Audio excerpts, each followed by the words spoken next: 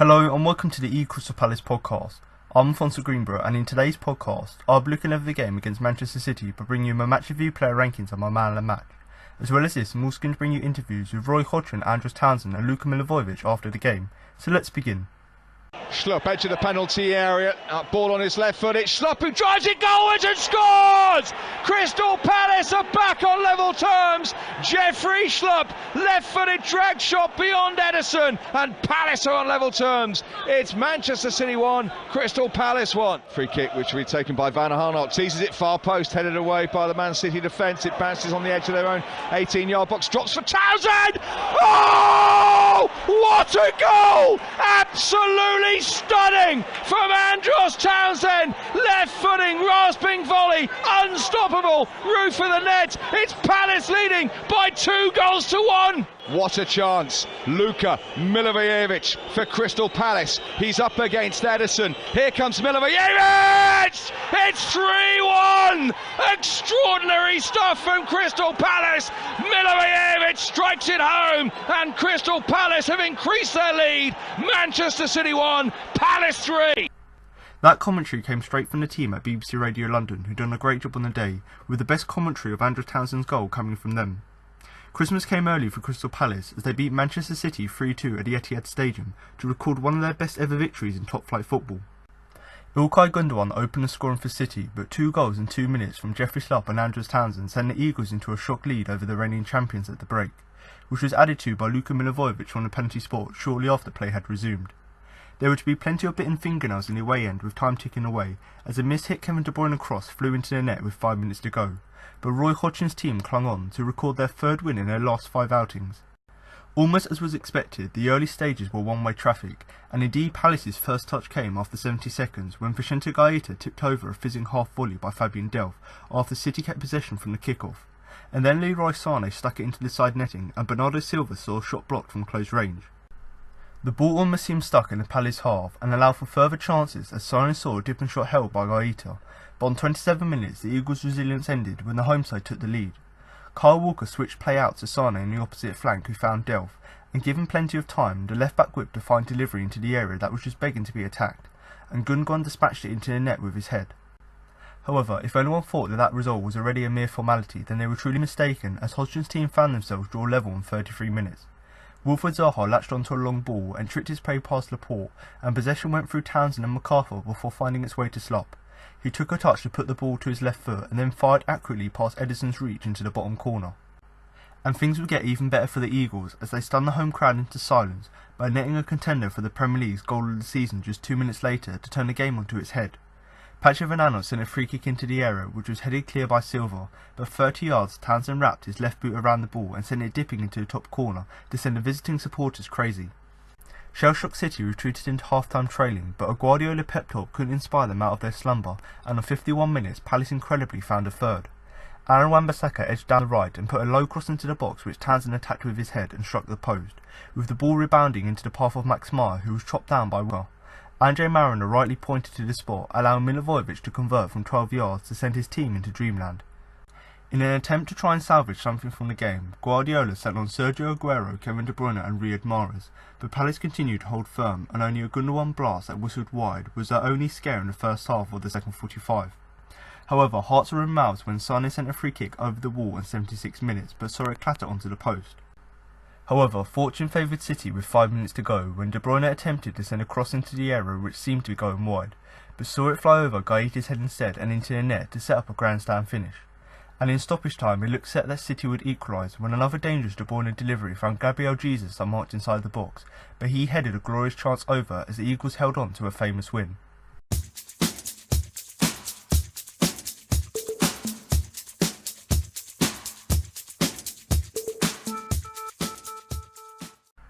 It was a stunning afternoon as Crystal Palace pulled off one of the results of the season. As well as the valuable 3 points, we saw some wonderful individual displays and some outstanding goals to send the travelling fans home happy as they prepare for Christmas. There were lots of plaudits to dish out, so here are some of them. A tactical masterclass. Many have travelled to the Etihad Stadium and tried to stifle Pep Guardiola's style, and many have failed, but not Roy Hodgson. Despite some of the criticism that Hodgson gets, one thing that he's always been good at is drilling his team on positioning and ensuring that they're hard to break down when required. It was exactly that stumped City. Sitting deep with 10 men behind the ball, Palace allowed the likes of Bernardo Silva, Leroy Sané and Raheem Sterling very little space to pick out a pass which would pose a problem. Okay, Palace only had 21% possession on this one, but they were ruthlessly efficient in the final third. 3 shots on target, 3 goals, you can't argue with that. Lady Luck had to be on Palace's side, but the Eagles and Roy Hodgson deserve real credit for the job they did to nullify City on their home turf. The role of Wilfried Zaha. Part of that tactical success was down to Palace's talisman. Wilf Zaha was returning from suspension and played his role as a lone striker to perfection. He knew he was going to get limited time on the ball, so he prioritised using his pace and trickery to retain the ball, or even better, to win a free kick. Not only did that allow Palace to move further up the pitch, but it also allowed the defence a much needed breather before the inevitable next wave of City attacks. He may not have got on the score sheet again, but Zaha deserves huge credit for his part he played in Palace's game plan. Andros Townsend at his stunningly best. He's a player who can be unbelievably frustrating, but he can also be unbelievably good. We just need to see the latter more often.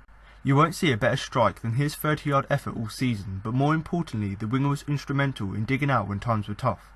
Townsend put in tackles, tracked back, and most importantly, he carried the ball from defence to the attack, proving a much needed outlet to carry the ball into City's half. We all know what he's capable of, now it's time to see it on a more regular basis. A coming-of-age display from Aaron Wan-Bissaka.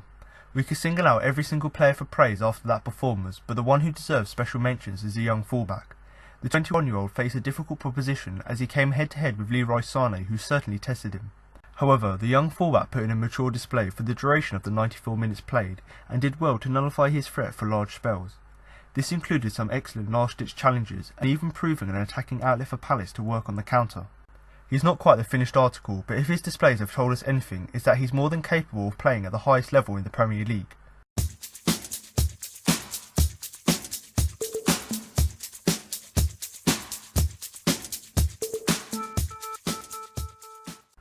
So I'm now going to move on to the player ratings, but before I start, don't forget you can follow us on both Twitter and Facebook at Crystal Palace for all the latest Palace news. And also, if you're on Facebook, do feel free to join our Facebook group, which is a really great place for you to come in and join in with discussions and also share your opinion with other fans. And if you are someone like me who does often like to go onto forums, not only to post your own opinion, but also to read what other guys are saying, then of course I'd also highly recommend you do join the Facebook group. Now, if you are someone who wants another Palace account to follow on both Twitter and Facebook, and you want a place to keep up with all the latest Palace news, you know, whether that be sort of our opinion of games, whether that be transfer news, whether that be player interviews, anything about Palace, and obviously the fact that you want another Palace account to follow, then of course do head over to our Twitter and Facebook pages at Crystal Palace. Do give us a follow on there, because like I said, we do regularly update it with the latest news, and especially after games, in terms of not just our opinion but general Palace fans' views. We obviously do often put that out on there, so if you do want another Palace account to follow, then of course you can do that on there. Now, of course, I've already talked about a forum, but another great place to share your opinion is in the YouTube comments. So if you are listening to the podcast on YouTube, then do feel free to comment below with your player ratings, where you rate the players' performances from 1 to 10, with of course 10 being the best. Now, the main reason I want you to do this is so that rather than me having my opinion of the players' performances, and you know, it was such a good performance, so of course most of ours are probably going to be similar, but just so I can get an idea of how other people thought the players performed, feel free to comment below with your player ratings, and it's basically so that I can come back to the podcast and basically compare how you rated the players from 1 to 10, how I did it, just so we can see, you know, whether we were similar. So let's say whether our sort of opinion of the game was similar. And likewise, even if you don't want to do your player ratings, just comment below with anything about the game. You know, which of the 3 goals do you think was the best, which one do you think was the most important, whether you do think Andros Townsend will win goal of the season, and you know, that's not just a Palace thing, it's actually a Premier League goal of the season as well, because it's already been touted as that. So even if you don't want to do your player ratings, where of course you share your you know 1 to 10 ratings of each player so that I can read it, even if you don't want to do that, or even if you are a Man City fan, just comment below with your general views you know, of the game, because I'd really like to read through them and just basically get a bigger as to what, you know, you think of the game, because I'm sure Palace fans were going to be ecstatic about the win. Most of us were coming in thinking a 3-0 loss would be great, because we normally lose 5-0. So the fact that we've come away with a 3-2 win is fantastic. But in terms of a Man City perspective, it's going to be quite dull, quite down. And that's mainly because Liverpool have won again, you know, at the weekend, or I think it was Friday night actually. So now there's a bit of pressure on Man City to actually regain them 4 points. So of course, whatever side of the argument you are on, or the opinion on, of course do feel free to share your comments below. And I do often like to answer your questions as well. So if you've got any questions for me, or whether you disagree with anything I do say, do comment below, because I'm sure I'm up to have a discussion with you. But like I've said already, you know, one main thing for you is just to share your opinion so I can read it, but also any other fans who come to the video, you know, listen to my views, read the comment section as well, leave their own opinion. So basically we can just sort of have a discussion between us. Now if you do want to follow any of the social media pages that I've already mentioned, or join the Facebook group, then do check all the links that will be in the description below. But I'm now going to move on to the player ratings, and we're going to start in goal with Vicente Gaeta, who I'm going to give a 7 overall for his performance. Now, on to his performance here against Man City, I might as well sort of go back to what I said sort of briefly last weekend, in the fact that it was his first Premier League start. Obviously, he played 3 games previously in the Cup, but it was his first Premier League start, and the fact that he performed so well, got the clean sheet, and didn't look naive at all to the league, the fact that he performed so well, and, you know, didn't let that sort of occasion get to him, was obviously great to see.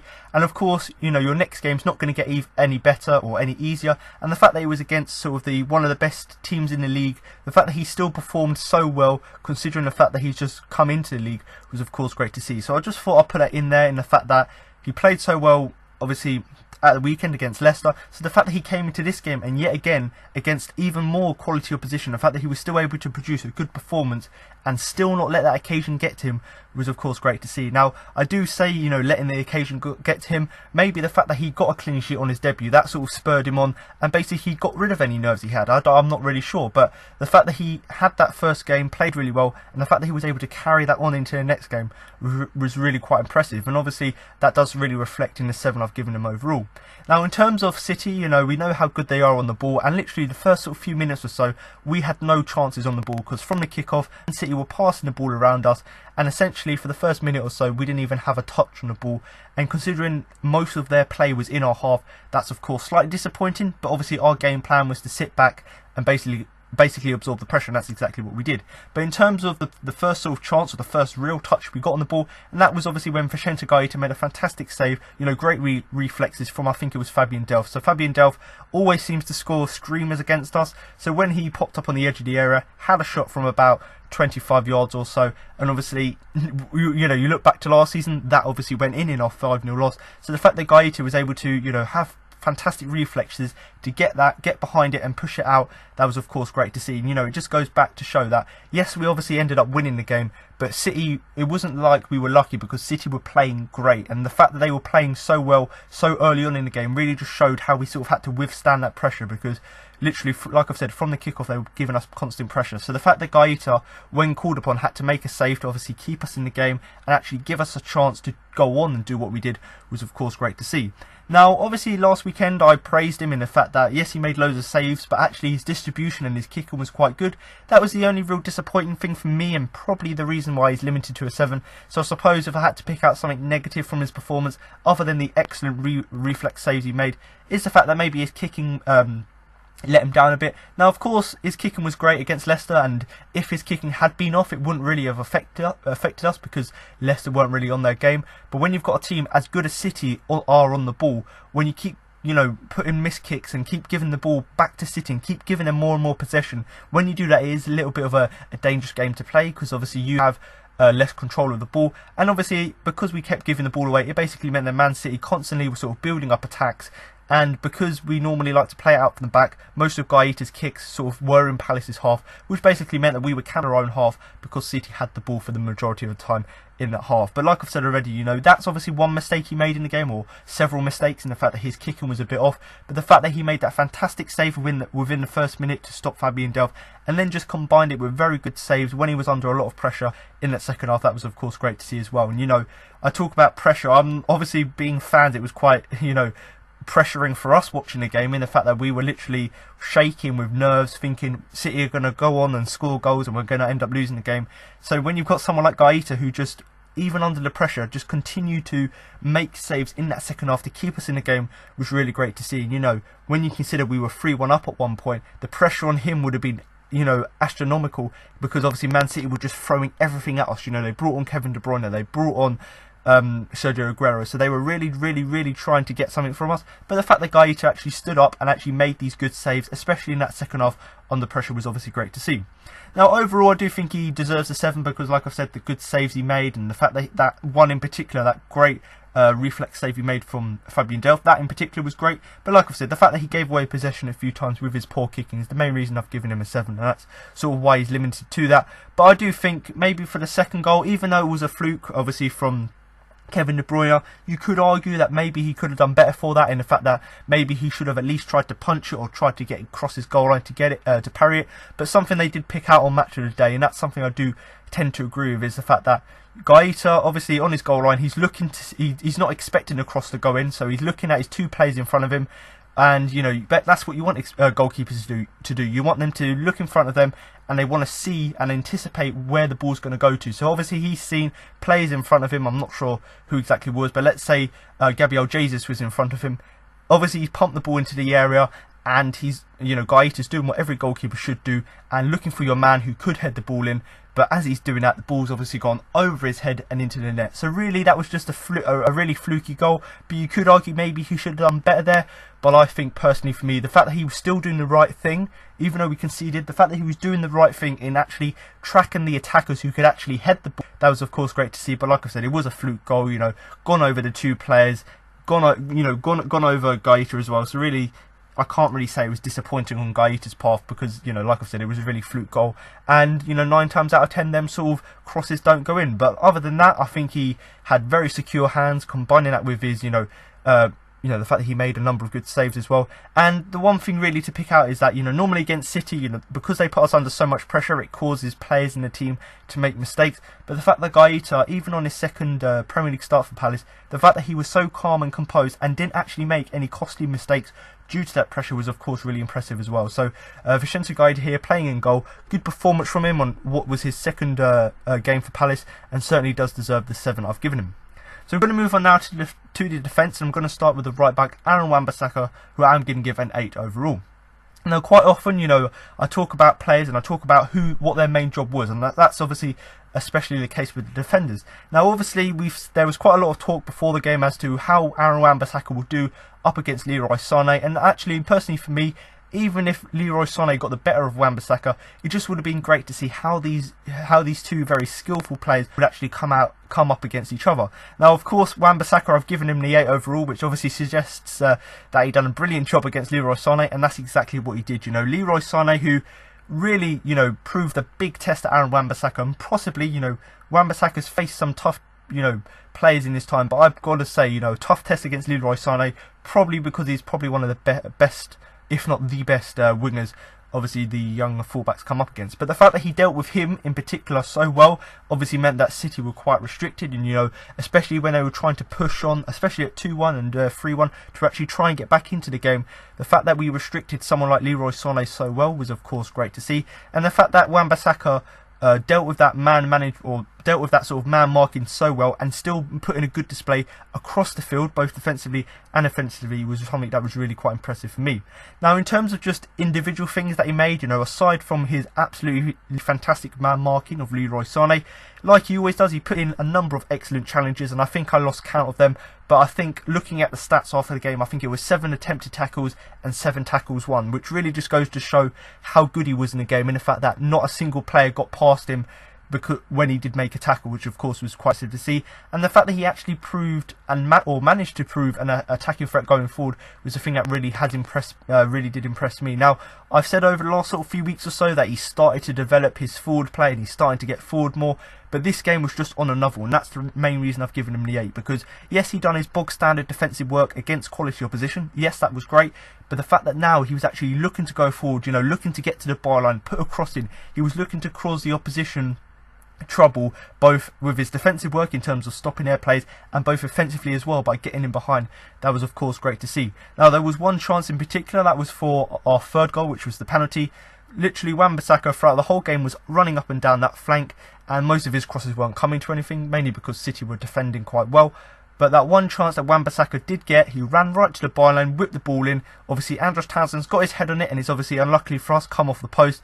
And obviously the ball's dropped to Maya, who's of course got fouled in the box for the penalty. So that was just one classic example where not only was Wan-Bissaka doing his defensive work, but actually he got that chance going forward. He absolutely took it and put a fantastic ball into the box, which if it hadn't have been for the post and if it had been a few more inches inwards, then it would have gone in and it would have been a fantastic assist. So like I've said already, obviously doing a great job man marking Leroy Sané, made lots of excellent challenges, you know, as part of his defensive work. But the thing that was most impressive for me was obviously his offensive work where he got forward, and obviously in particular that example I've just given.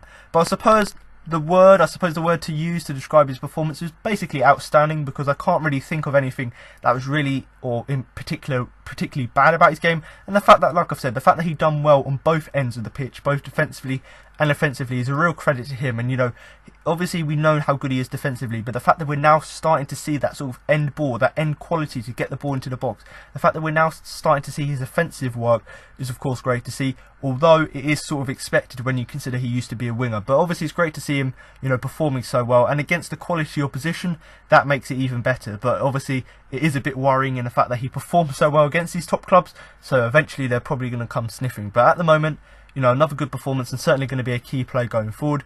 But I suppose, you know, just to go back really and just highlight his attacking contribution, because that's something that I was really impressed with. You know, just breaking sort of the steps down. He obviously made that goal because he was the one who put the ball into the box and obviously caused you know, Andros Townsend to hit the post, and then caused the defender with that ball, which was going to go to Mai, caused the defender to actually tackle Mai. So not only was he getting the ball in the box, but he obviously created the chance himself. And the main reason for that is just because he dropped his shoulder, got past his man, put the ball into the box. And like I said already, you know, Andros Townsend was unlucky to hit the post with it, and the fact that, you know, Mai got fouled for it, we scored the penalty. So the fact that he was involved in the build up to that, with the quality and the fact that he was able to drop his shoulder and then beat his man and then put the cross in, that was the thing that was really most impressive for me. But overall, you know, mainly because of how well he dealt with Leroy Sané, I've given him the 8. But I do think, you know, when you combine his brilliant man marking of Leroy Sané with the fact that he made he attempted 7 challenges and you know, went through and got 7 challenges, so the fact that he got 100% tackle success rate, as well as the fact that he was proving a threat going forward as well, was really quite impressive. So once again, an 8 for Aaron Wan-Bissaka, another good performance from the 21-year-old.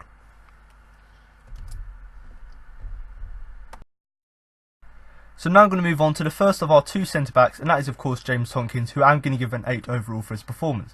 Now before I go on to talk about Tomkins' performance, I might as well just talk about the whole back 4, and I suppose you can include Gaeta in there, so the whole back 4, in the fact that they were very good in the game, very outstanding. So quite a lot of the stuff I'm going to say in the fact that they defended really well and they were quite compact, that's something I could really repeat for all 5 of these players, but I'm not going to do that because obviously that'd be quite repetitive. But I've got to just put that out there in the fact that as a unit, obviously the team performance was good, but actually in particular the defensive unit was obviously the most impressive part of our game. And you know, when you consider City are putting goals past teams left, right and centre, and the fact that they normally beat us, you know, 5-0, the fact that we were able to contain them as well as we did, and it obviously was a good goal in terms of the first goal, a cross into the box and a header, and the fact that the other one was a fluke, the fact that the 2 goals we conceded were either good or a fluke, the fact that we dealt with them so well was of course quite impressive.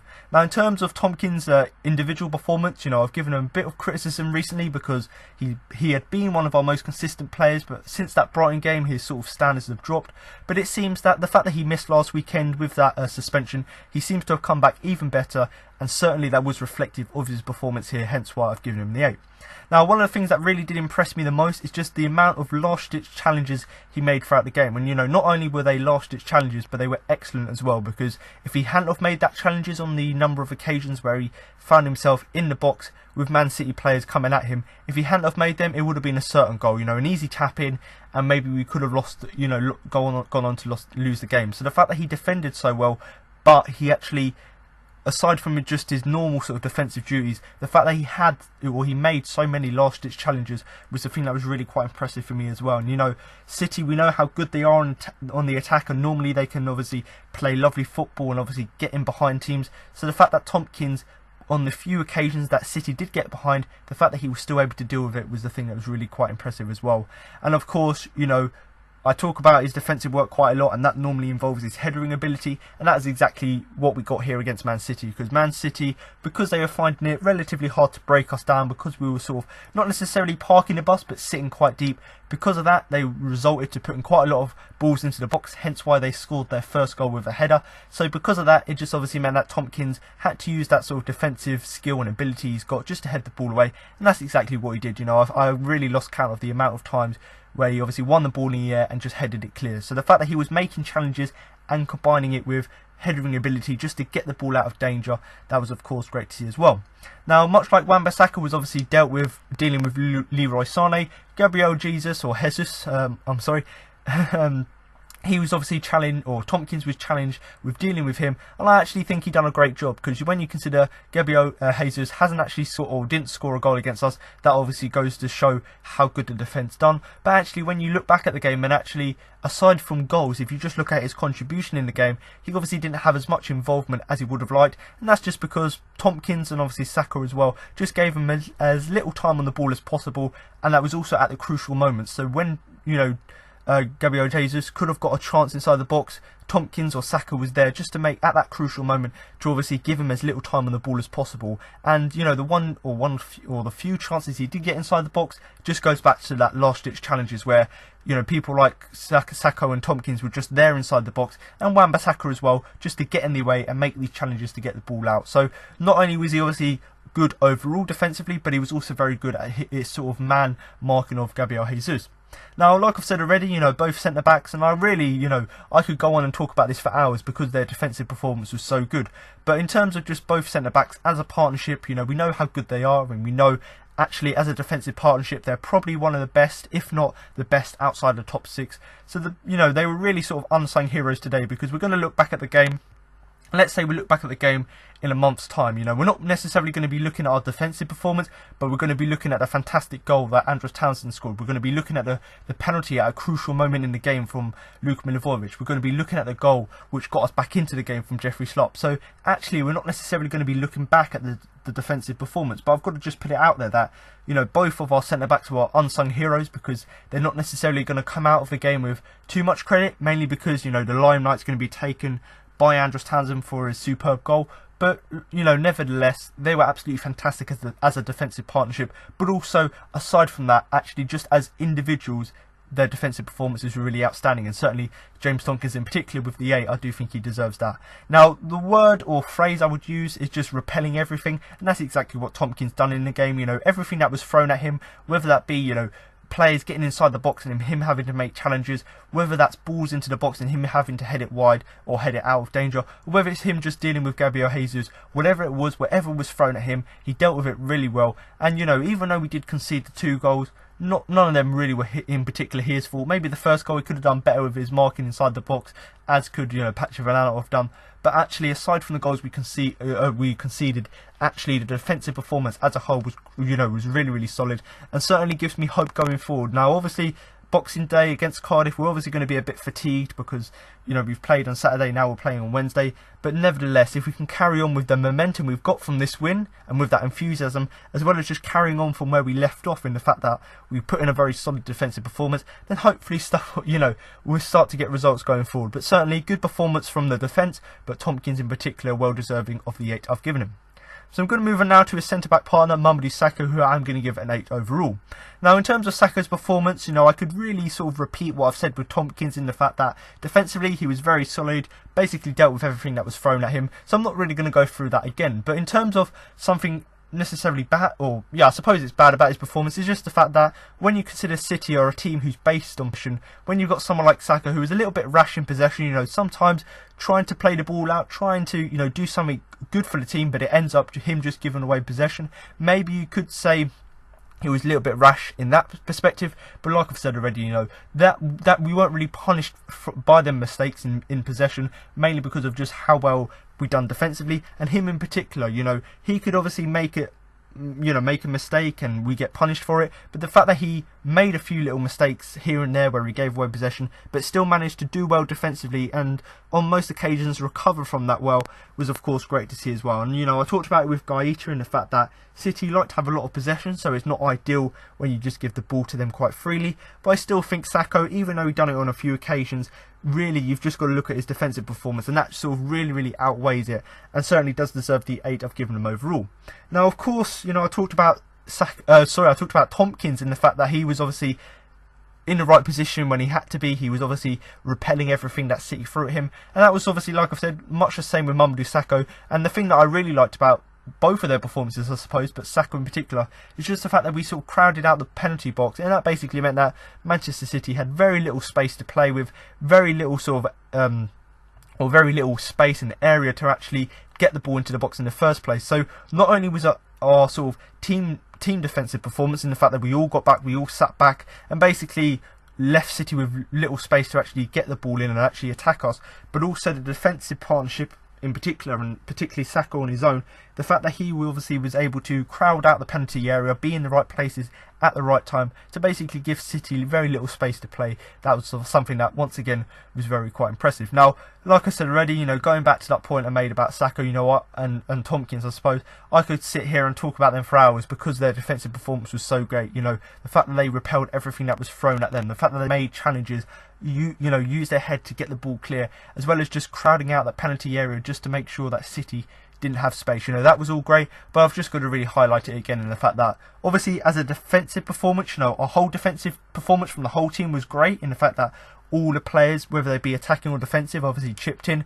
Obviously the defensive performance as well from the players, but obviously the main thing is the fact that all of our players in defence individually, you know, stepped up to the plate and performed so well was the thing that was really quite impressive. So for me, you know, both Saka and Tompkins do deserve the 8s I've given him, but Saka in particular, mainly because of that, even when he did give possession away, the fact that he made up for that with his just fantastic defensive work, that was the thing that really did impress me. So once again, Mamadou Sakho playing at centre-back, I do think he deserves the 8 I've given him.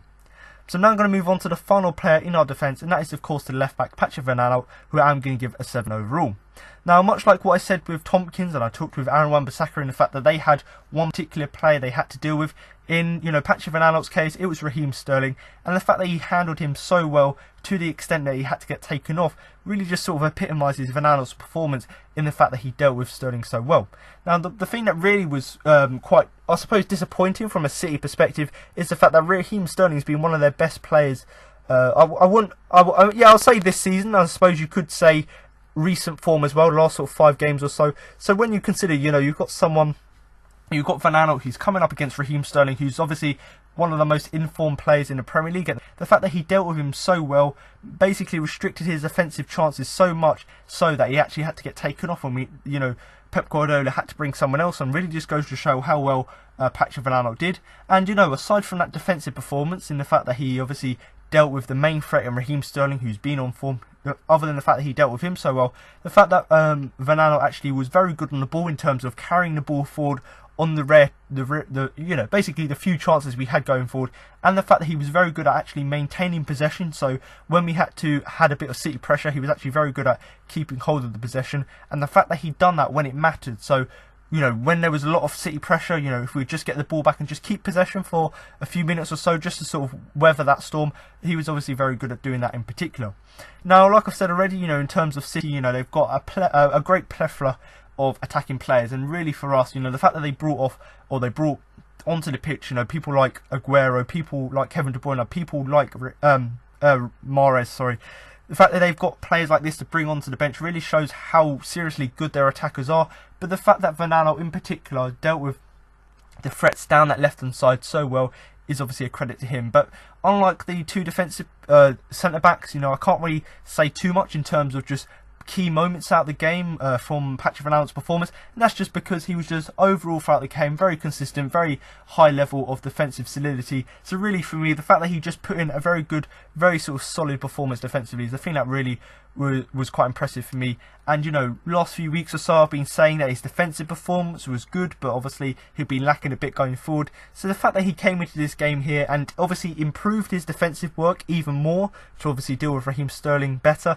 and the fact that he still was going forward a little bit more by actually looking to get on the ball and looking to keep possession, that was something that really did impress me overall. But like I've said already, you know, not too much to say about Van Aanholt's performance, basically because he just done what he had to do. And I suppose you could say he was sort of an unsung hero in the fact that he didn't do anything fantastic in the game, but the fact that he'd done his job and he'd done it effectively was the thing that really does matter. So for me, Patrick Van Aanholt, a very solid 7 for him. So I'm now going to move on to the first player in the midfield, and he's of course the star man who's playing on the right, Andros Townsend, who I'm going to give a 9 overall.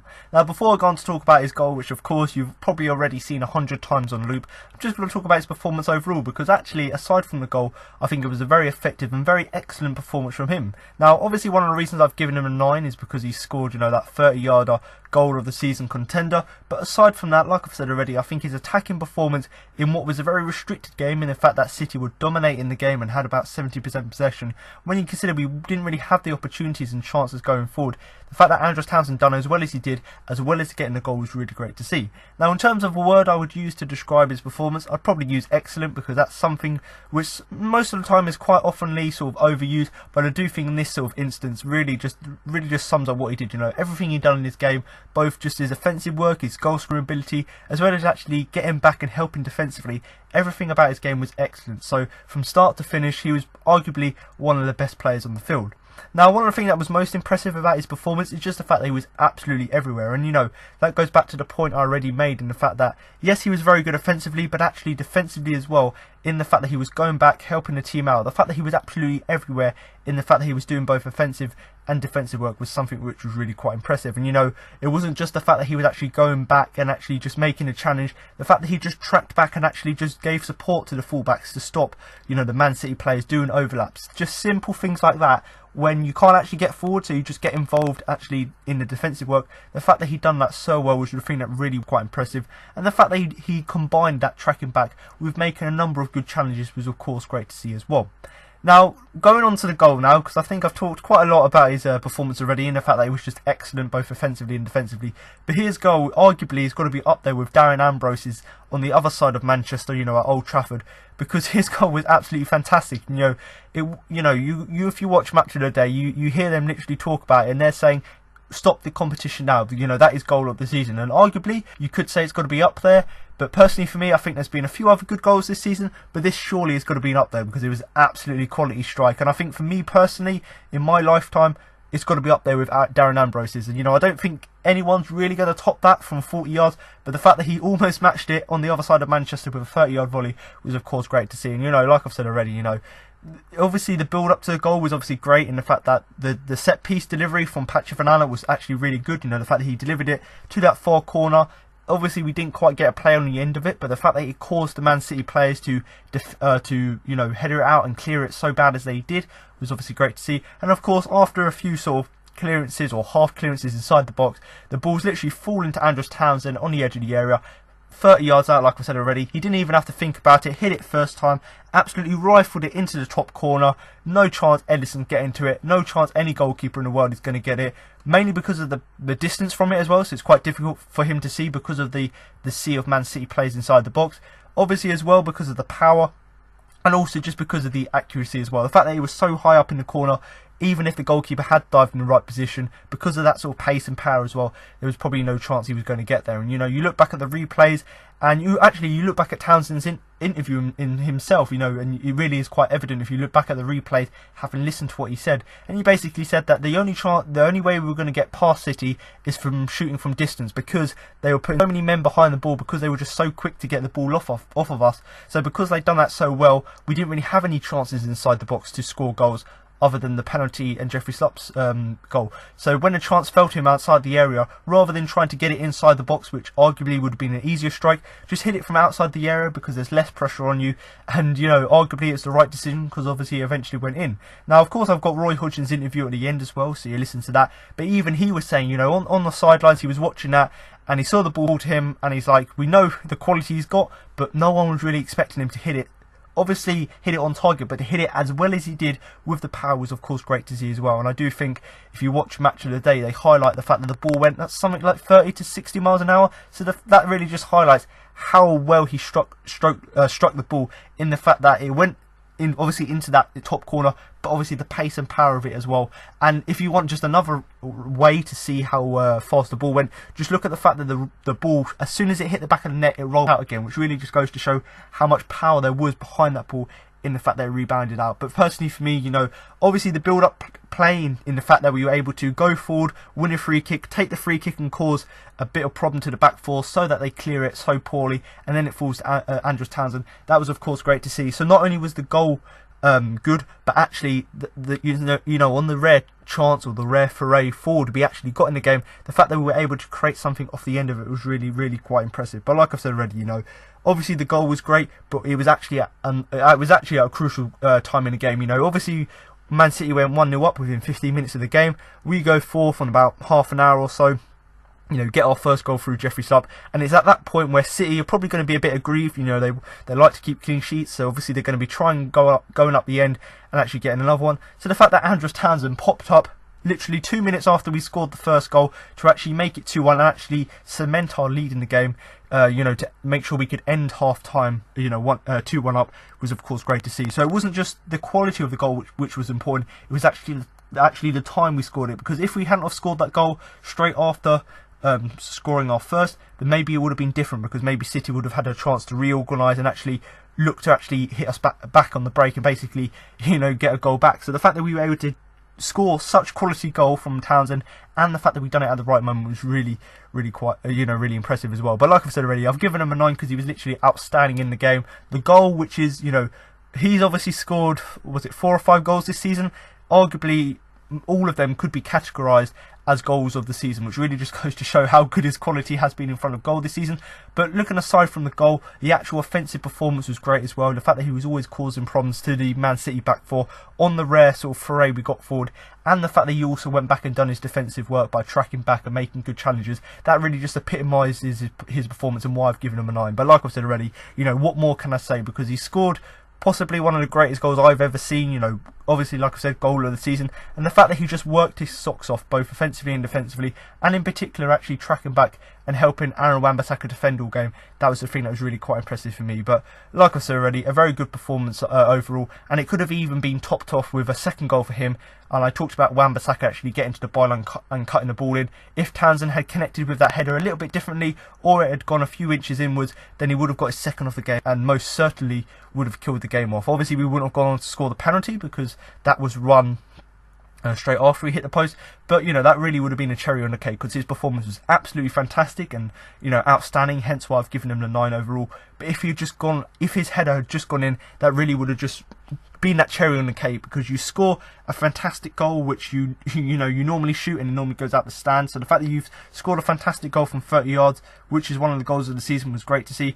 And the fact that you almost scored a scrappy goal, which he said after the game, he said, you know, I like to score scrappy goals and I've wanted to improve that part of my game, but if I can score goals like this, then I'll carry on doing that. So the fact that he could have scored a lovely scrappy sort of header goal would have been a cherry on the cake. But nevertheless, the fact that he scored a fantastic goal to make it 2-1, and obviously just throughout the rest of the game just helped us both offensively and defensively, was really quite impressive, and certainly does deserve that 9 I've given him. But like I said, I can't really talk about it anymore, because it really was just so great the goal he scored. And, you know, do comment below with what you think, you know, whether you do think it's better than Darren Ambros's, whether you think it's up there but it hasn't quite got it, and do comment below as well whether you do think it will win goal of the season. But you know, I'm going to keep saying this, but like I said already, you know, a fantastic game from Andros Townsend, and certainly does deserve that 9 I've given him. So I'm now going to move on to our second midfielder, and that is of course James McArthur, who I'm going to give an 8 overall. Now, before I go on to talk about his performance against City, I might as well talk about, like I've done with a few players, just his performances recently. And McArthur has been one of these players who, I think I said it last week, who's been consistently pre-average this season. And other than the goals he's scored, he hasn't necessarily stood out for me, and certainly I think that's the sort of the idea of most fans. But in this game here against City, he obviously stepped up to the mark, as did his teammates, hence why I've given him near overall. Now, the things that obviously pick out a few things from his performance that I really did like is, yes, overall he had a good game, but it was mainly down to a few things. Now, the first one of them is just the crucial challenges he made throughout the game. So in this game here, because obviously we didn't have Chiarte, meant we had to sort of switch up the team a bit, go to a more, rather than a 4-4-2, let's say a 4-5-1, which meant we were more compact in the midfield. And that basically meant McArthur, albeit he was playing a similar role to previous games, playing slightly different in the fact that he was in a 5-man midfield as opposed to the 4-man midfield he's been playing recently. So even though he was playing in that different position, the fact that he was still making all of these crucial challenges, you know, in the centre of the park or out wide, you know, basically making it difficult for Man City. And, you know, when you consider Man City normally run teams ragged, you know, when you've got players in midfield like McArthur who are making challenges and making it difficult for the opposition, that's of course great to see. And then the second part of that really is just the amount of crucial blocks he made throughout the game. So I talked about Tompkins making blocks blocks inside the box, albeit MacArthur wasn't in the box making blocks, but across the field, like I've said, in the midfield, making life difficult for City, he done exactly that. So not only was he making challenges, but also he was making blocks as well. So the fact that he was actually getting involved in midfield, making it difficult for Man City, and the fact that even though he's been fairly average this season, the fact that he stepped up to the mark in a game against some quality opposition, that was obviously great to see. Now, I talked about other players, obviously marking individual players. Well, obviously MacArthur, because he's playing a more central role, it obviously meant that he didn't spend most of his game marking one player in particular, but the fact that he marked all of City's midfielders relatively well and obviously tracked their runs into the box as well, the fact that he done them two things well was a thing that was really quite impressive. Now, I've seen a lot of City fans come out on Twitter and say, you know, because they didn't have Fernandinho, maybe that's why their midfield performance lacked any sort of clinical edge or any sort of solidity, and maybe that was the case, but the fact that we done so well in the midfield, MacArthur in particular, and the fact that we just marked them out of the game and basically made it difficult for them to get into the box because we were tracking every run. So maybe that had something to do with it, maybe Fernandinho not being there had something to do with it, but whatever it was, we were obviously doing very well in midfield, and certainly MacArthur, with the 8 I've given him, was certainly really involved in that.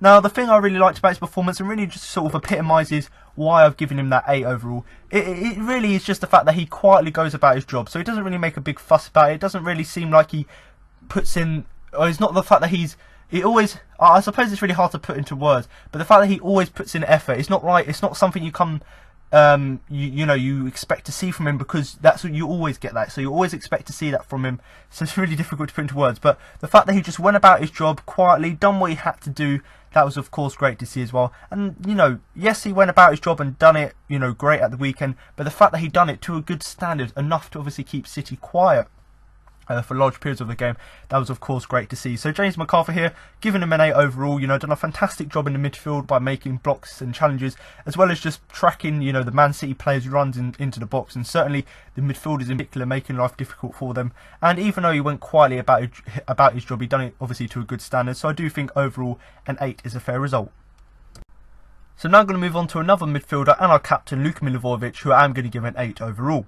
Now, before I go on to talk about Luka's performance, I just want to talk about his performances recently, because, you know, much like what I said with MacArthur, you know, players have obviously been either performing well or on a good run of form, or they haven't been, you know, a bit lacklustre, let's say, of late. And Milivojević has been one of these players who started the season poorly, but now he seems to be back to his old self, and that was obviously evident against Leicester, where he obviously scored that fantastic goal.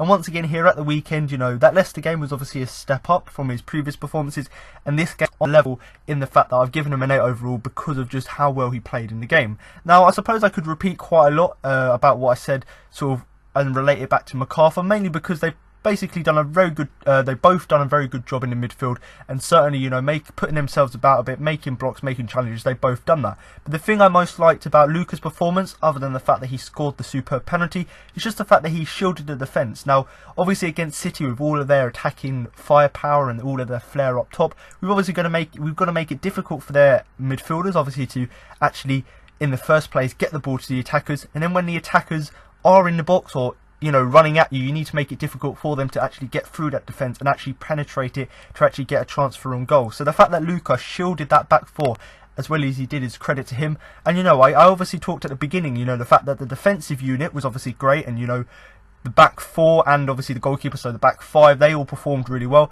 But obviously they're actually helped, even though they performed well, they were actually helped by the players in front of them. So the fact that Milivojević done such a good job in front of them is obviously, you know, great to see, and certainly does help us, because the defence could be world class, but if you haven't got that protection in front of you, then it makes their job even slightly harder. And I'm not saying that our defence is world class, but we've got a very good defence, but if they don't have that protection in front of them, then obviously they can't be as good as they were at the weekend. Now, one of the other things I did like is that he actually proved to be an outlet in the game to actually get the ball up to Zaha. So I talked quite a lot this season in the fact that even when he weren't playing great, he was still looking to get the ball forward, and certainly that was the same sort of thing here, where obviously Zaha was our focal point, he was our striker in that 4-5-1 formation. And ultimately, even though he was fairly quiet by his standards, the fact that Luka was always actively looking to get the ball to him and looking to be that outlet to actually start up our attacks by getting the ball to the forwards was of course great to see. Now, in terms of the penalty he scored, obviously we know what happened in the 0-0. He obviously, well, I say he missed the penalty, he obviously got saved. And whichever way you look at it, obviously that was a bit disappointing, but we were still happy with the 0-0 nevertheless. But we could have we obviously beat their winless streak last season, but we obviously could have one against him there, but obviously that was disappointing. So the fact that he's got all the pressure from missing that penalty, which could have won us the game, and could have obviously made us beat the sort of unbeaten run.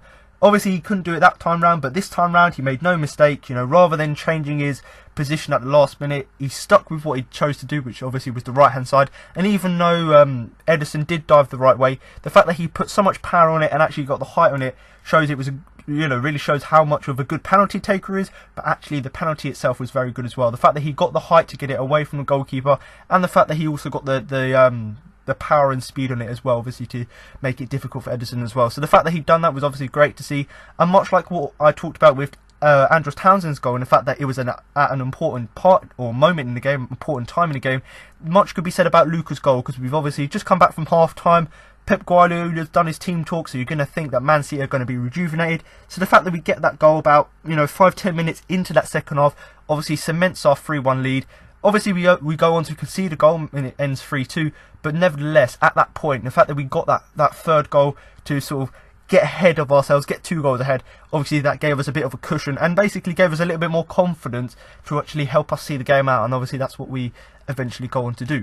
Now the phrase I would use to describe his performance overall, and certainly this really does epitomise the 8 I've given him, is just a captain's performance. Everything you would expect from your captain, a combative performance, a performance where he's doing defensive, offensive work, and just a performance where he leads the team and makes sure everyone knows what they're doing and gets the team up for it.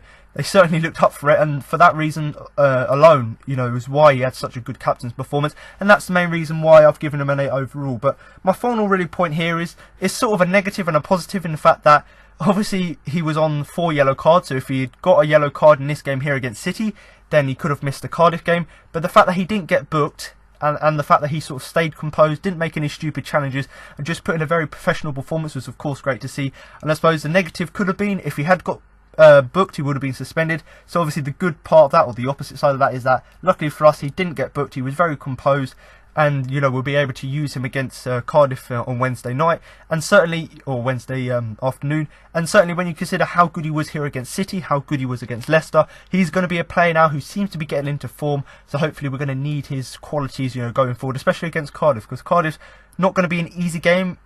People may say on paper, but it's not going to be an easy game, so we need players like Luka to step up. But overall, Luka Milivojević, really impressive in midfield, really gave a captain's performance, and like I've said already, the fact that he proved very efficient in terms of shielding the defence, and obviously proved that outlet going forward by getting the ball up to Zaha, that was another thing that I really was impressive. And obviously the final thing really for me is that the fact that he scored that all-important penalty to make it 3-1 at such an important part of the game was of course great to see. So Luka Milivojević here, the captain, going to give him an 8 overall. So now I'm going to move on to the final player in our central midfield, and that is of course Jeffrey Schlupp, who I am going to give a 7 overall.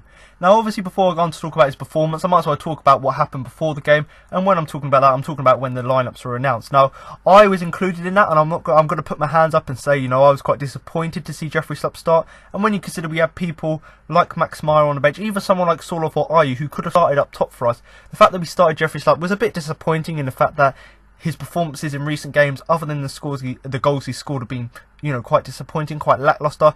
Oh, but obviously he proved us wrong and went on to, score our equaliser, and actually went on to perform really well in this side. So even though we were fairly disappointed to see him start, it was obviously great. And I personally have no problem with this. It was great to see him prove us wrong, because I personally love to be proved wrong. I like players to actually stand up, make a difference when people criticise them. So actually it was nice to see Jeffrey Schlupp, given the amount of criticism he got before the game for the fact that he was starting, and the fact that he was people were sort of pinning the loss before the game had even begun on him, thinking, well, we're not going to have any chance because we're playing him. And actually he proved to be a crucial guy in the fact that he got our equaliser, with one of our rare sort of attacks forward, and the fact that he converted it so well, and actually the fact that he contributed in the whole game really well was of course great to see as well. But I might as well go back to the goal. Obviously, like I've said already, he scored it about, I think it was 30 minutes or so quite, so towards the end of the first half, and the word I would use to describe it was just excellent, because it was a great goal to equalise, and it was obviously, it sort of teed up what was a decent display. So up until that point, he wasn't necessarily that involved,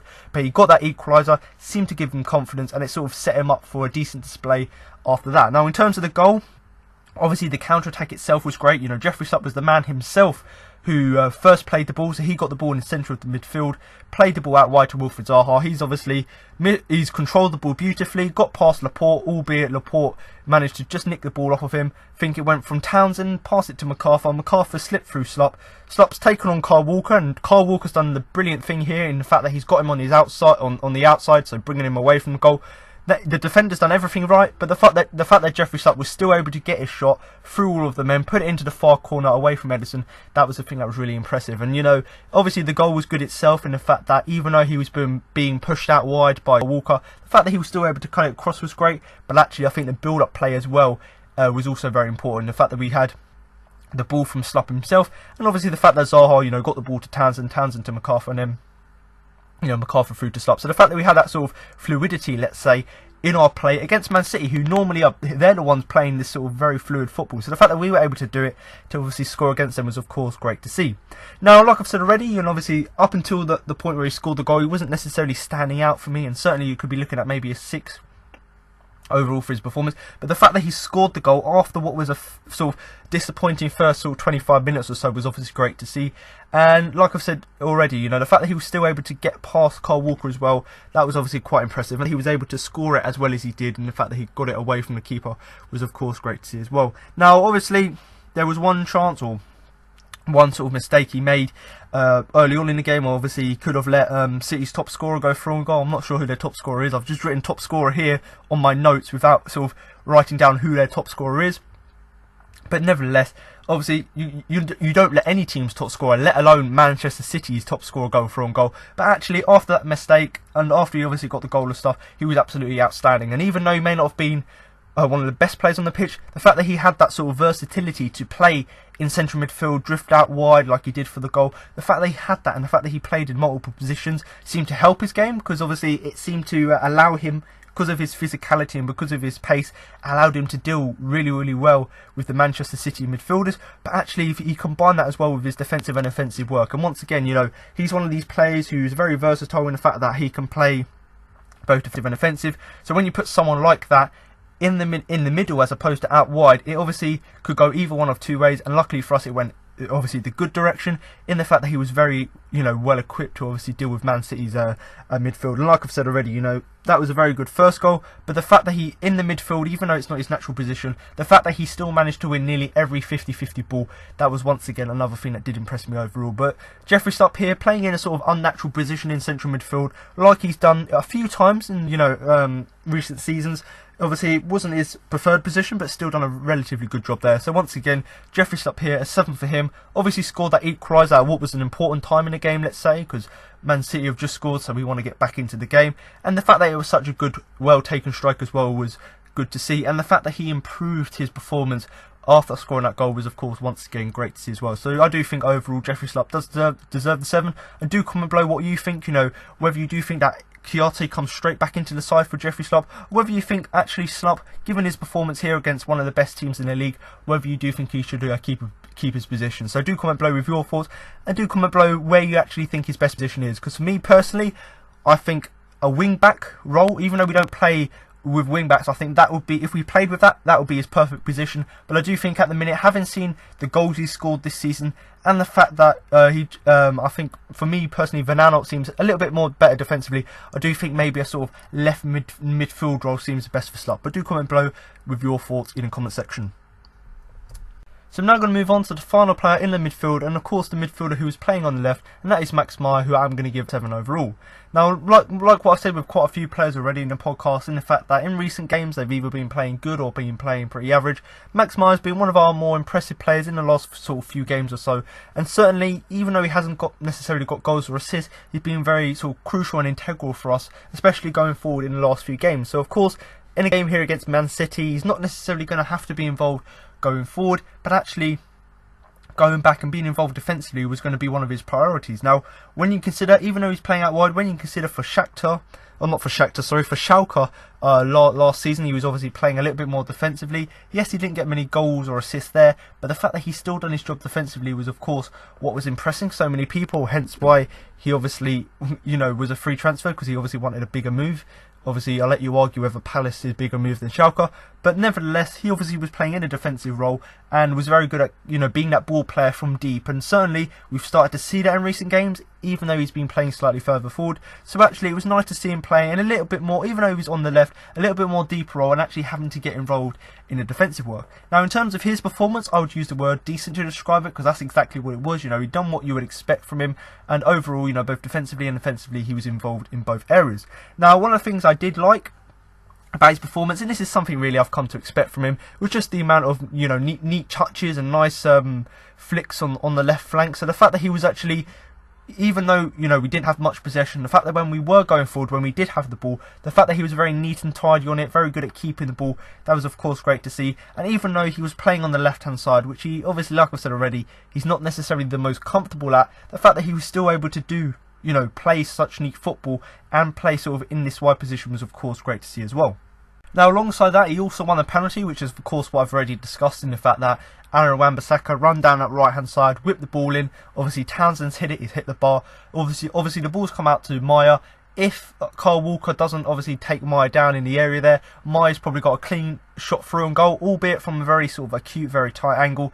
Obviously that's a chance nonetheless. So the fact that Kyle Walker makes the challenge there is sort of understandable, in the fact that if he doesn't make it, Maya's got a clean shot through on goal. But then on the other side, it's a very stupid challenge for Kyle Walker to make. You know, this is an England international player here, just making a stupid, rash challenge, taking down the player when he's through on goal.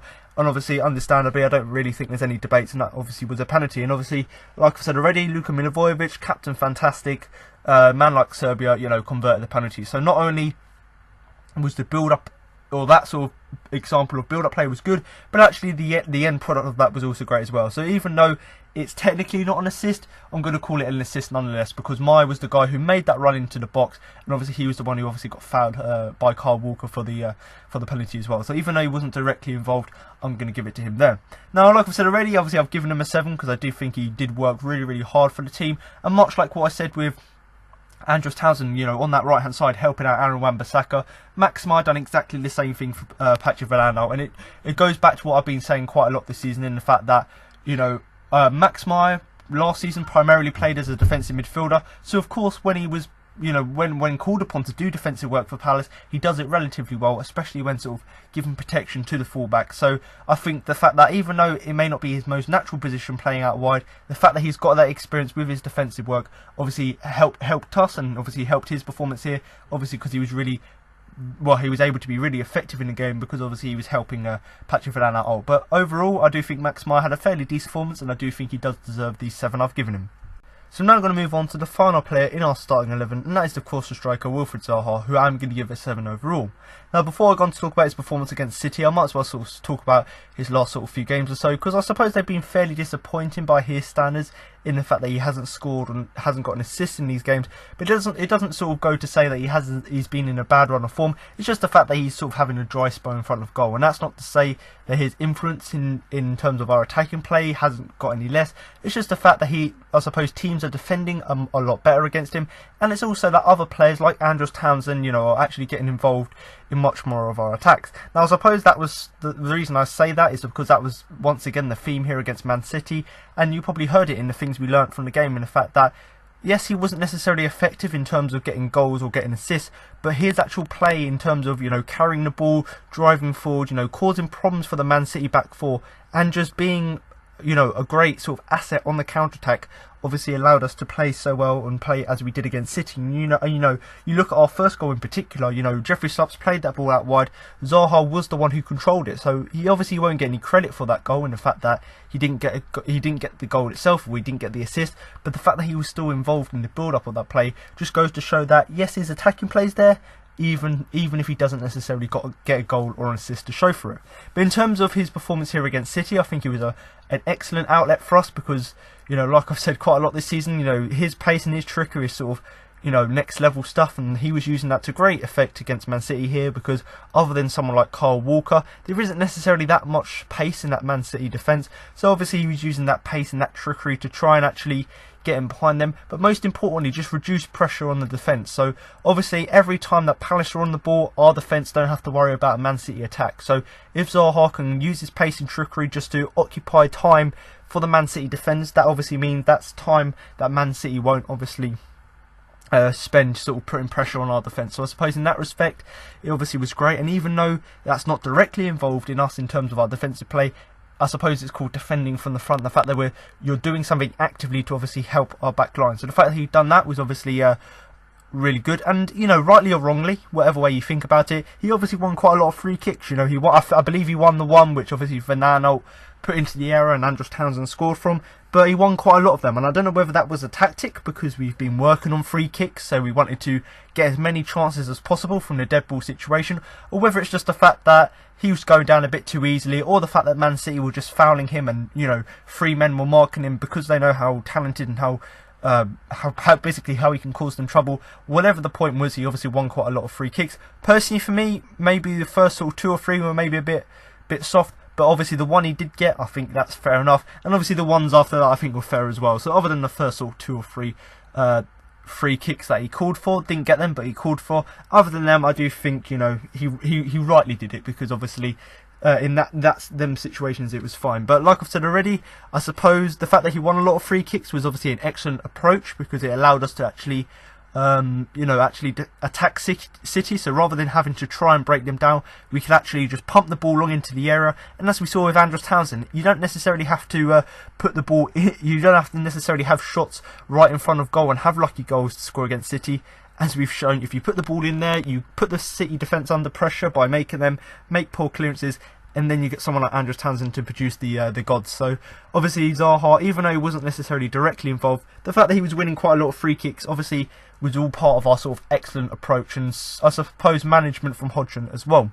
Now I just sort of want to finish by just saying he sort of had a tireless job to do, and the fact that he stuck to it for basically the duration of the game was of course great to see. Obviously his job was not necessarily get involved in all of our attacks, but like I said already, it was just to bring off that pressure from our defence, and he done it really well. And the fact that he done a tireless job, continued to do it, and stuck to it was of course great to see. And it just goes back to that point I've been saying over the last sort of few weeks or so.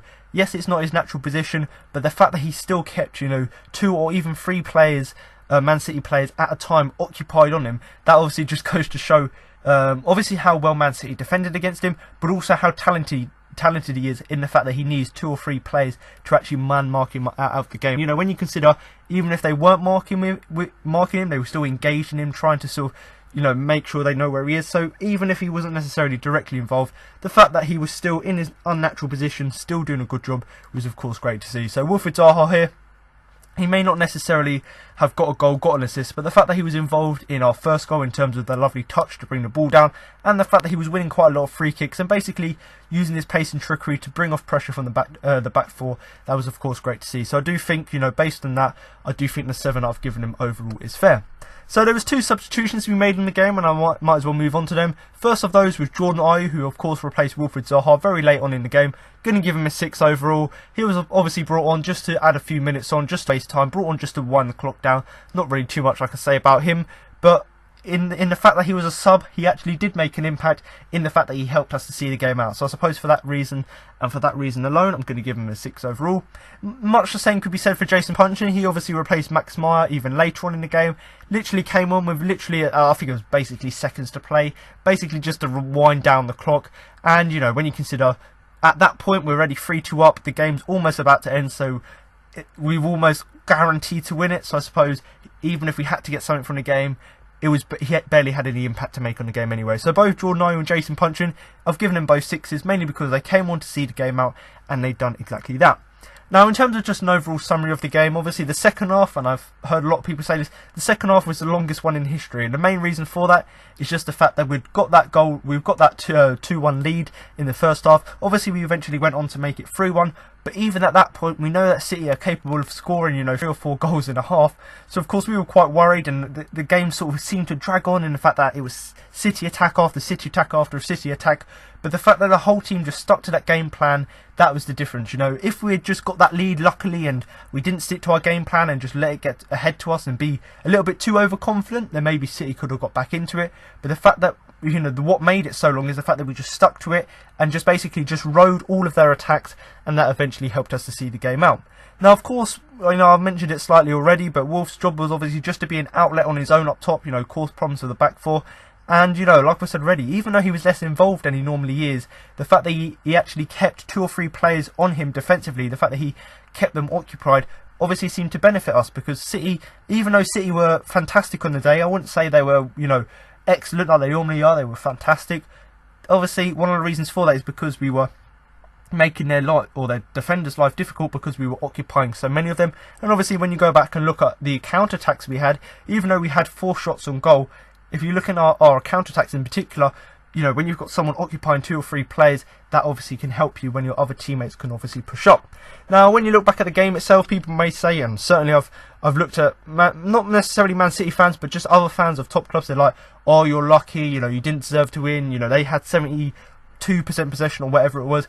At the end of the day, we won fair and square. We obviously scored we scored 2 great goals, obviously one of them being more fantastic than the other, and obviously we've got a penalty as well, which we won fair and square. And you know, even though it was a penalty, it was a well taken penalty as well. And when you consider, you know, Milivojević had that pressure of missing last year, or I say last year, sorry, last season. It was last year and last season as well. When he had all that pressure, the fact that he still was able to score was of course great to see. But like I've said, despite what anyone will say, our performance was good, and Man City's wasn't necessarily any worse. It's just that on the day, we just remained solid, we stuck to our game plan, and that's basically what see us through. And you know, when you consider Man City, they had all of their best players on the pitch, and they even brought even better players off the bench. And when you consider, you know, we didn't win this game based on controversial decisions, none against us, none against City, and I think overall, you know, a very fair game, and I think the scoreline does reflect the game. Obviously, the 3 goals for us doesn't really flatter us, because I do think we played well enough to score 3 goals, and of course, we only conceded 2 goals, mainly because not necessarily Man City were bad, it's just the fact that we were just better than them in terms of sort of execution of our game plan overall. And you know, just to go back to that penalty, obviously, like I've said already, that was an important part of the game. Obviously, get that first goal in that second half and cement our lead. We done exactly that, and that was basically spot on. But my final really point here, and it's not necessarily about the game here against City, but we weren't really expecting anything from this, and obviously that's why Wednesday's game against Cardiff was really important. But because we've won this now and we've got them extra 3 points, I suppose even though if we would have lost, there would have been more pressure on us to win the game.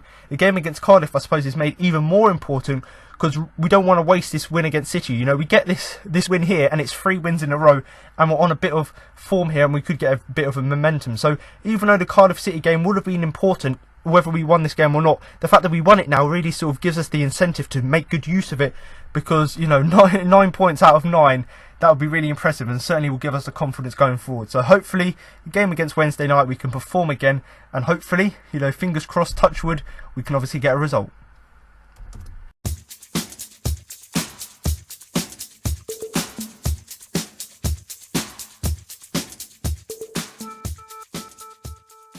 So I'm now going to move on to the Man of the Match award. But before I do that and give you my Man of the Match and why I thought the biggest influence in the game, I'm now going to give you the 4 nominations I put forward for the award.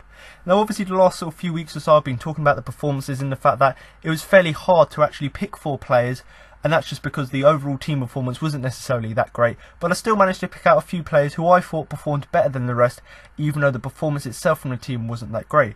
Now this performance here was literally the complete opposite. I could have picked any of the starting 11 from the game here to put on my shoulders, and that's just because even though individually, you know, the performances was great, you know, you're looking at the goals we scored, you're looking at, you know, defensive tackles and contributions we made.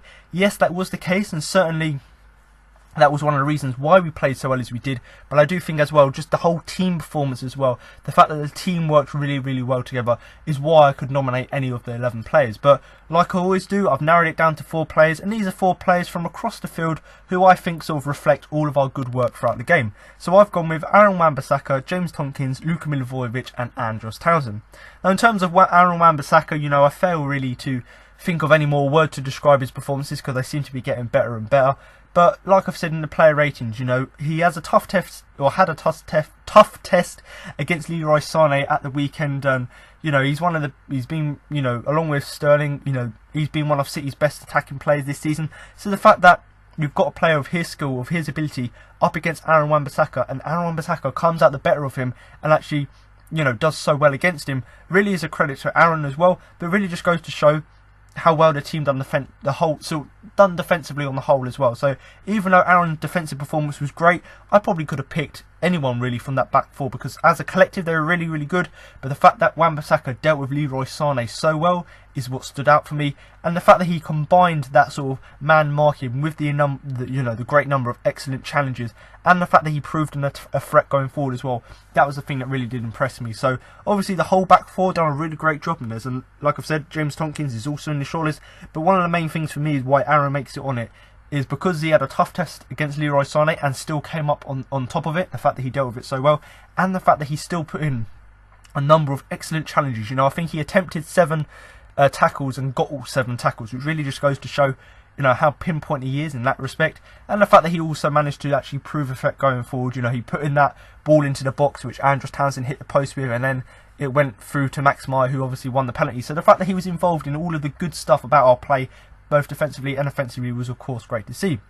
Now James Tomkins here, much like what I've said with Aaron, in the fact that our defensive performance was great, that's exactly what I'm going to say here with Tomkins, in the fact that he was very crucial, as was Wan-Bissaka, as was Sacco, as was Vanano, in terms of our defensive performance. But for me, Tomkins just shone for me, just stood out for me, mainly because of just a number of excellent last-ditch challenges he made. So a number of occasions, City have got into the box, and rather than them, having a simple goal, which they've quite often done this season, the fact that, James Tomkins put his body on the line, made these excellent, sort of last-ditch challenges to get the ball off the opposition and make sure we could clear it was, of course, great to see. Now, another thing I liked about the performance was just his headering ability. So the fact that out of the back four, I think he was probably the guy who headed the ball the most. So the fact that he stood out for me in the fact that he was making these challenges, getting his head to every ball in the box, headering it clear, clearing the danger, as well as, like Aaron done, Aaron obviously was man-marking Leroy Sané, Tomkins was doing Gabriel Jesus, so the fact that he dealt with him so well, basically gave him as little time on the ball as possible, was one of the reasons he's on my shortlist, because even though as a whole, as a collective, our defensive performance was good, Wan-Bissaka and Tomkins in particular stood out because of how well they dealt with these two individual players. Now, of course, Luka Milivojević, the captain, obviously he done a great job of shielding the defence, so the fact that he contributed to our solid defensive performance is one of the reasons he's on the shortlist. But the fact that he also was an outlet going forward as well by getting the ball up to Wilfried Zaha, setting up our attacks, that was another thing that really did impress me. But the main thing for me really is that, considering all of the pressure he was under in terms of, the crucial goal to get it to 3-1, as well as the fact that he missed it the following year, last season, in the fact that he could have scored that penalty to win the game. Unluckily for us, Ederson made a good save. So the fact that he was lucky this time, well, not lucky this time, but he was great this time, in the fact that he finally made amends for that miss, in the fact that he scored the penalty, a great penalty it was, in the fact that even though Ederson dived the right way, he got the right heart in it, right power on it to get it past the goalkeeper. So the fact that he combined a very good midfield performance, both defensively by shielding the defence, and offensively as well by actually getting the ball forward, as well as obviously scoring a great penalty to make amends for last season, that was of course great to see. And like I've said, one of the main reasons the penalty was so important, it was a really important part of the game. Obviously, to get the game to 2-1 was important, but actually to keep it at 2-1, and I suppose get that third goal to keep us in the game and make it more difficult for City to get back into it, was of course really good to see as well. Now, Andros Townsend, I could talk all day about his performance, and certainly I spent long enough in the player ratings talking about him. But obviously, aside from the goal he scored, which of course is goal of the season for me already, closed the competition, it's done. Obviously from 30 yards, hitting something so well, first time into the top corner. Obviously I could talk about the goal all day, but for that alone, he obviously makes it onto the shortlist. But actually, aside from the goal, his actual attacking contribution was great as well, and I suppose his defensive as well. So in terms of his attacking contribution, aside from the goal, I suppose the easiest way to put it is the fact that he was everywhere on the field. The fact that he was always looking to go forward, always looking to get in behind, always looking to, on the rare time we had possession, looking to get on the counter-attack, looking to get on the ball. So the fact that he was doing that was of course great to see. And the fact that he combined sort of that willingness to go forward with the fact that he was tracking back, making good challenges, getting the ball off the opposition, whilst also helping people like Aaron Wan-Bissaka, was of course great to see as well. But obviously, when you score a goal as good as that, which is going to be goal of the season for Palace, maybe even the Premier League, for that alone, you've got to look at it and go, yeah, you do deserve to be in the shortlist. But for me, it was between two players here, and even though the whole team performance was great, I probably could have picked anyone. There was between two players for me, and that is obviously Aaron Wan-Bissaka and Andros Townsend. These two players really did impress me in the game. Wan-Bissaka for his defensive and offensive work, and obviously Townsend for the great goal he scored. and obviously the fact that he tracked back so well. But for me, obviously, feel free to disagree, but I'm going to give it to Aaron Wan-Bissaka. So congratulations, Aaron. You don't get my trophy or certificate, but you do get my sincere congratulations on what was a solid performance from you. Now, the only reason Aaron got it above Townsend was purely just based on the fact that one of the reasons we held on to our lead was just because of how good we were defensively, and if it wasn't for Aaron Wan-Bissaka making them 7 challenges, whilst also making other challenges, other blocks throughout the game, as well as proving that threat going forward to win us that 3rd goal, if he hadn't have done that, then maybe the game would have been different. So even though Townsend scored that fantastic goal, was a constant threat, I have to give it to Aaron Wan-Bissaka, mainly just because of how crucial he was to our defensive play and actually helping us to hold on to the lead. So I do think any 4 of these players and any of the 11 in the starting 11 could have won this award, but I do think for me on this occasion, Aaron Wan-Bissaka does edge it, even though a little bit does edge it overall. So now you've heard my match report, player rankings and my man of the match. That concludes this week's podcast. Now I've got interviews with Roy Hodgson, Andros, Townsend and Luka Milivojević following the game. Andros, we can't start anywhere else. What a goal. What were you thinking when that was dropping out the sky? I knew I had to hit it early. The way Man City press the ball, if you take a touch, it probably would have ended in a counter-attack. And yeah, I'm thankful it kind of dropped nicely for my left foot, and yeah, I hit it clean, and yeah, the rest is history. Starting to get a bit of a collection of screamers in red and blue. Is that the best one? Yeah, I think that's the best one for sure, but I've said in the past I'd like to score more scruffy goals. I would have been more happy if the header had gone in. Unfortunately it didn't, but fortunately enough Luka scored the penalty a few minutes later, so it didn't mean much. But yeah, no, I'm delighted with the goal, and yeah, hopefully I can score a few more scruffy ones. And the last 10 minutes, when there's balls flying into the box, they're bringing players on. Is it just, what does that say about the character of the team? Yeah, it was incredible from everyone, from the goalkeeper, from the back 4, from the midfield, and Jordan when he came on. Yeah, it was incredible effort. We knew we'd have to ride our luck at times. Yeah, we did that. We got fortunate on a few occasions. Thankfully, yeah, we held out for much needed 3 points. And you've kept your role up front. You're really loving that position now, aren't you? Yeah, I'm enjoying it. I was a lot deeper today. Obviously, again, when you come to City, you're not really going to have many opportunities in the final third. So yeah, no, I had to do a defensive job, which Azza helped me. I think we worked well together, and yeah, so all around it was a good performance defensively. And for once this season, we've taken our chances going forward, and we need to take that into Wednesday now. Luka, what a win! Coming away to City, getting 3 points. How proud are you of the team's performance?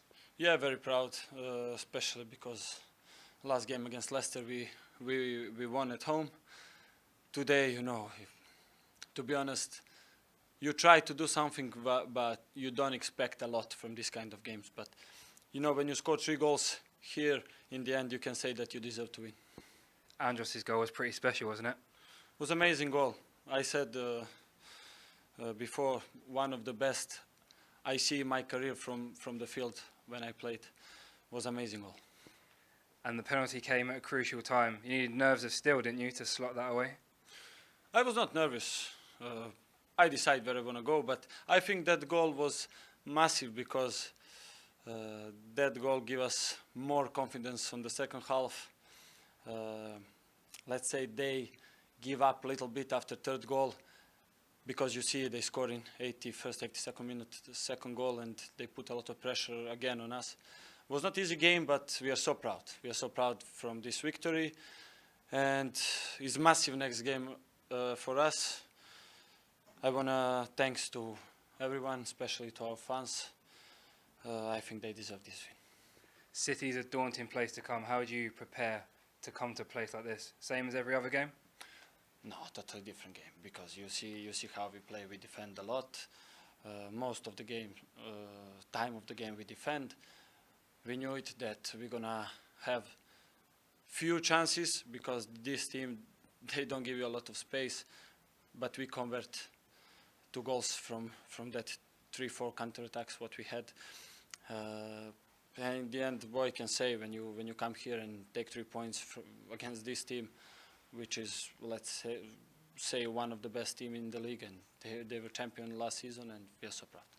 You've given Palace fans a lot to celebrate over Christmas. How are you going to celebrate? I'm going to celebrate with my family, to be honest. I'm going to spend time with them. But, you know, we have 2 more games until the end of the year, and 2 games at home. And we are really looking forward for next 2 games to celebrate with them, and I hope I'm gonna again celebrate with them after my goal. Roy, how do you sum that up? What a performance.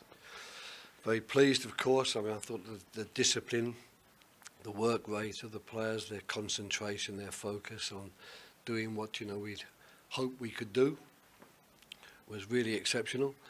We scored good goals, of course, and on the counter-attack we did ask questions. It wasn't a question of just camping in our half of the field, but of course we knew they'd have a lot of possession, but we gave them the possession quite often in areas where we were prepared for them to have possession, to make certain they didn't get possession and chances to hurt us in that final third. And I thought that the players executed that plan quite brilliantly, and they deserve an enormous amount of credit for their work rate, their discipline and their concentration.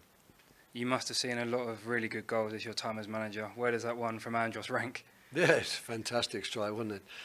But I'd like to have seen his header go in. That would have given me great pleasure too, because it was, we got the penalty, so it got us a third goal. But I thought that was an excellent piece of play, a wonderful cross from Bissaka and a fine run from him. And if he'd have bulleted a header into the goal, I think that would have given me every bit as much pleasure as the volley. The players they're able to bring on, Aguero, De Bruyne, Mahrez, is it a case of saying to players, you know your job, stick to them? Yep. Oh yeah, we to be honest, we didn't think there was any particular changes we could make which would make life easier for us. We thought the players that we'd chosen to play the game were doing the job and doing it well. And sometimes when you make changes, it's hard for the player coming on at that level of football and that level of intensity to get going. So I'm pleased. We made a couple. Wilf with 5 minutes to go, give Jordan such a hard worker. We put him up there to try and run around and give Wilf a bit of a rest, but that was quite late in the game. And then, to be fair, punching was going to be the last 3 or 4 minutes, but then that time got eaten up. It was only about 2 minutes in the end. You've given Palace fans a lot to smile about heading into Christmas, back-to-back wins and back to Selhurst now as well to play Cardiff. Well, that's the important one now. The back-to-back wins have been no good to us unless we get at least 1 point against Cardiff. I'm looking for all 3. If we can get 3 wins on the trot, that will make a hell of a difference to our first half of the season, and I'm rather hoping that we will, if we play properly and do the job anything like as well as we've done today. If we can win that game, then that certainly will make this first half of the season a lot better reading for us, and I think it will be a fair reward, because I don't think we deserve to have so few points from the 18 games we played. I think we've been better than that. We've been so unlucky in so many games and had so many things go against us that we couldn't control, that I think if we get the 3 points against Cardiff and we're sitting there with 21 points, that will be a much fairer return and a much more accurate reflection really on what we've done this part of the season.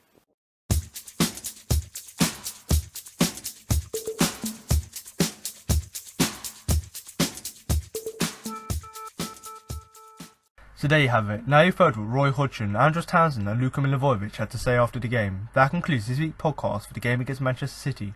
But make sure to come back next week for my post-match review of the game against Cardiff City. So thanks for listening, and remember to up the Palace.